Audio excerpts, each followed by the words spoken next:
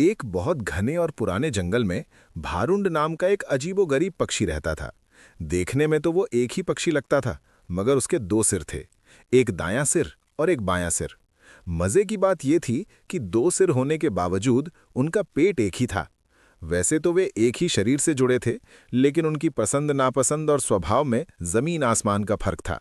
अक्सर जंगल में उनकी खट्टी मीठी नोक-झोंक गूंजती रहती थी।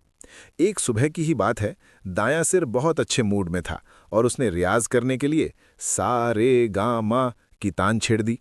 बायां सिर जो अपनी नींद पूरी करना चाहता था, झुंझलाकर बोला, अरे भाई चुप हो जा, अभी तो सूरज भी ठीक से नहीं निकला।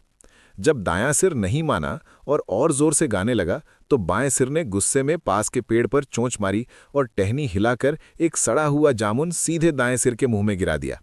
गाना वहीं गले में अटक गया और दोनों एक दूसरे को घूरने लगे। ऐसी ही एक घटना कुछ दिनों बाद आसमान में उड़ते वक्त हुई। दोनों मजे से उड़ रहे थे कि अचानक सामने एक घना पेड़ आ गया। दायां सिर चिल्लाया, जल्दी से दाहिनी तरफ मुड़ो।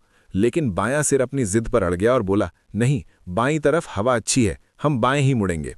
दोनों ने अपनी अपनी तरफ जोर लगाया और नतीजा ये हुआ कि शरीर न दाएं गया न बाएं, बल्कि सीधा पेड़ के तने से धड़ाम से टकरा गया। दोनों सिर चकराकर लटक गए, जिसे देखकर नीचे खड़े बंदर हंस हंसकर लोटपोट हो गए। ऐसी छोटी मोटी लड़ाइयां तो उनके जीवन का हिस्सा थीं, लेकिन एक दिन एक घटना ने इस हंसी मजाक को गंभीरता में बदल दिया। जंगल में घूमते हुए दाएं सिर को एक बेहद चमकीला और सुनहरा अमृत फल मिला। दाएं सिर ने उसे चखा और खुशी से झूम उठा, क्योंकि ऐसा स्वादिष्ट फल उसने सदियों में नहीं खाया था। फल की खुशबू से ललचाकर बाएं सिर के मुंह में भी पानी आ गया। उसने बड़े प्यार से कहा, भाई जरा मुझे भी तो चखने दो, मैं भी देखना चाहता हूं कि ये कितना मीठा है। मगर दाएं सिर के मन में अचानक स्वार्थ और अहंकार आ गया। उसने हंसते हुए पुरानी लड़ाइयों का बदला लेने की सोची और कहा, अरे तुझे चखने की क्या जरूरत है, हमारा पेट तो एक ही है। मैंने खा लिया, इसका मतलब तूने भी खा लिया, तुझे अलग से स्वाद लेने की क्या जरूरत।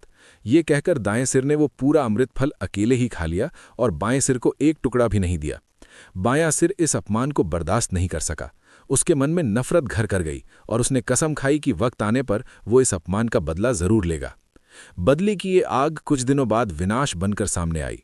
जंगल में घूमते हुए बाएं सिर की नजर एक जहरीले फल पर पड़ी।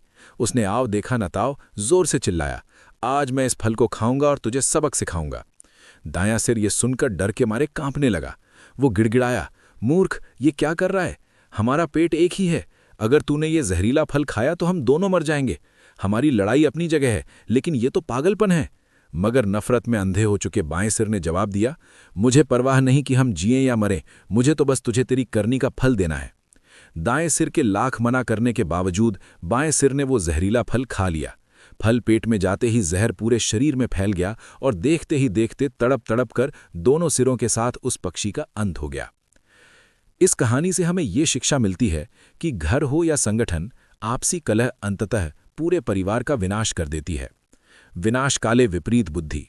जब विनाश निकट होता है तो क्रोध और बदले की भावना में इंसान की बुद्धि काम करना बंद कर देती है, जिससे वो अपना ही नुकसान कर बैठता है।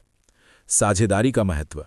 जब आप एक ही नाव में सवार हैं, अर्थात एक ही परिवार या संगठन का हिस्सा है, तो दूसरे का नुकसान करने का मतलब खुद को डुबोना है।